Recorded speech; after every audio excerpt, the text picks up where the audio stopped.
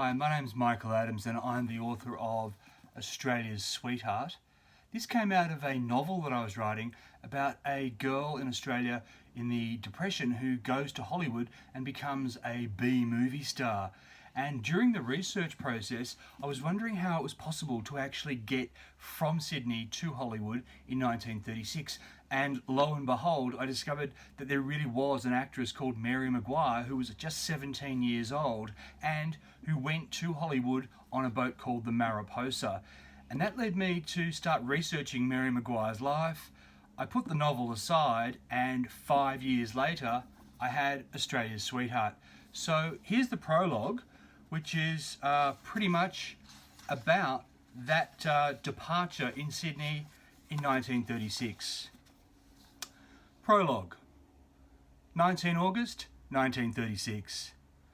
Australia's Sweetheart is leaving for Hollywood, and the Sydney pier is crowded with people who've come to watch her set sail on the Mariposa. Standing on the promenade deck of the mighty white liner, Mary Maguire waves to the multitude 5 stories below. There are 2,000 people down there on Darling Harbour's Wharf 1A. Most are seeing off family and friends, but many are fans of Australia's newest movie star. Trying not to sob like she did yesterday at her Brisbane farewell, the raven-haired 17-year-old smiles for everyone braving this winter morning to wave and shout best wishes. The ship's whistle gives 2 blasts, and then there's the cry of "All visitors ashore." The boys from the Sun, Truth and the Sydney Morning Herald take their final pictures of Mary. She tries to look composed in her black fur coat as she clutches a floral bouquet and poses beside a lifebuoy on the railing. Raising a gloved hand in a farewell wave, wind whipping her hair every which way, she laughs as the flashbulbs pop and the Fox Movietone newsreel camera whirs. After wishing her good luck, the reporters, photographers and cameramen go ashore. Mary has a last round of hugs and handshakes with some of the friends and film colleagues who have just put on a huge cocktail party in her honour in the ship's ballroom. When they've left, she stands with her father Mick at a railing lined with other passengers. Stewards hand out rolls of coloured streamers, and the Maguires and their fellow passengers rain these down on the well-wishers below. Within seconds, a dazzling paper rainbow connects ship to shore. It's 10:57 a.m, just 3 minutes until they begin their voyage. A tiny part of Mary wishes she could get off the boat, go back home, go back to the way things were, go back to a life where she's not always the centre of attention and always expected to smile, even if she feels like crying, just for a day. But Mary chides herself for such an ungrateful thought. Upon boarding the Mariposa, she signed many autographs for excited young Australian girls. She knows they can't expect much more from life than school and shop or secretarial work for a few years before they marry and become their mothers. Any of them would kill to be in her shoes. Adored, beautiful, wealthy, and setting sail for even greater fame and fortune. Mary knows she has a duty to be happy.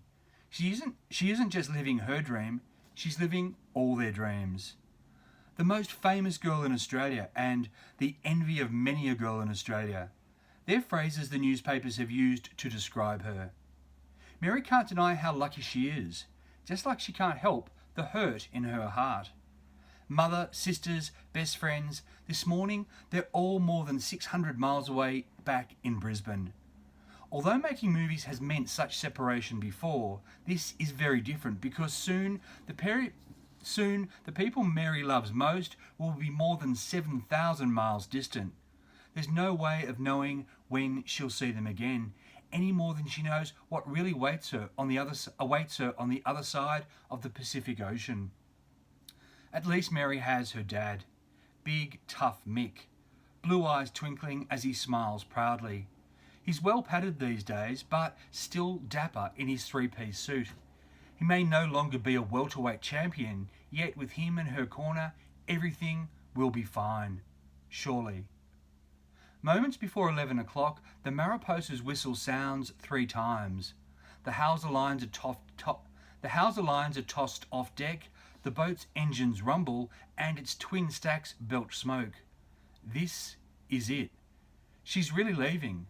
It seems like just yesterday she was Peggy Maguire, Brisbane convent girl, destined only to see Hollywood glamour from her seat in the local picture palace. As the wharf band strikes up Aloha Oe, which translates to farewell to thee, passengers and well-wishers sing along and whisper its haunting refrain, until we meet again.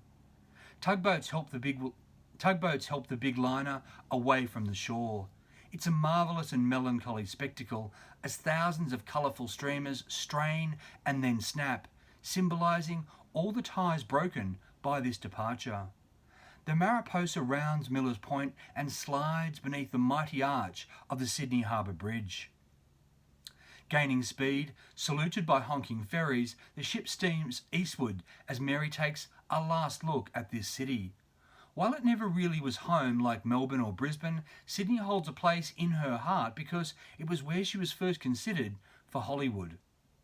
Sea swell deepening, air saltier with spray, the ship surges past Sydney Heads and out into the open ocean. Mary is leaving Australia behind for the first time.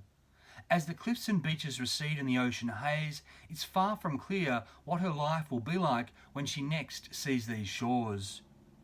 Countless hopeful young women wash out in Hollywood every year. She might become one of them. She may have been better off staying a big fish in a small pond.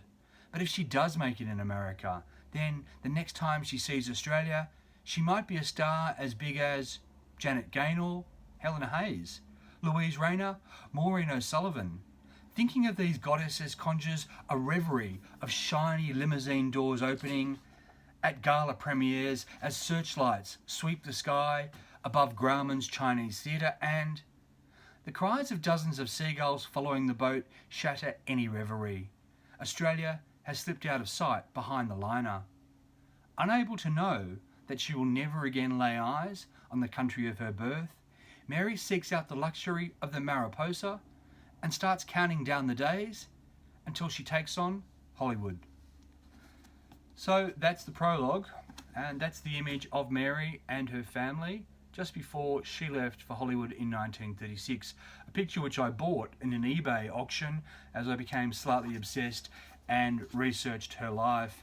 So I love the story because, it was something I stumbled upon, and it was a great book to research, allowing me twice to go to LA, to London, to seek out archives that had never been seen, hadn't been seen since the contracts and so forth had been signed back in the 1930s. So there's a few other photos that I amassed of Mary's life. And what was extraordinary to me was that I managed to actually track down people who'd known her 65 years ago and who'd actually known her at the end of her life when she wasn't quite as famous or as young. That's that colour photo there. So I hope you've enjoyed the reading. The other thing I really like about this is I came across so many side stories that I couldn't fit entirely into the book, such as the Spanish flu, the Melbourne riots of 1923, the disappearance of a woman called Marjorie Norval in Brisbane in the mid-1930s. And to tell those stories, I actually started a podcast called Forgotten Australia, which is very much in the style of Australia's Sweetheart, in that it's deeply researched, but it also puts the story back into history to tell these narratives. So thanks for watching and listening. If you get a chance, you can still pick it up, or I'm actually serializing this book as an audio book on my podcast Forgotten Australia. Have a great day. Bye.